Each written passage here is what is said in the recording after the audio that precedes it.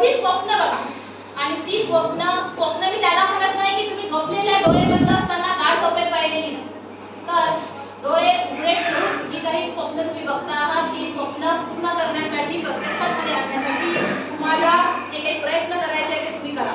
आदिवासी भाग आहे, आमच्या घरच्या अडचणी आहे, अशी कारणं न आणता इच्छा तिथे मार्ग या नियमाने आपण सतत अभ्यास करा.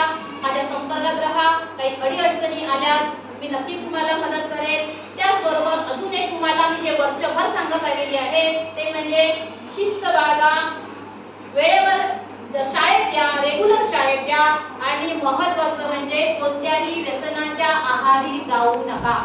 याचं मला फार वाईट वाटतं. काही विद्यार्थ्यांचा खर्याचं व्यसन सोडवण्यामध्ये मी खरंच यशस्वी झालेली आहे, परंतु अनेक सांगितलं होतं की जर तुला खरंच त्या व्यसनातून मुक्त व्हायचं असेल तर आमच्या नागपूरमध्ये काही व्यसनमुक्ती केंद्र आहे.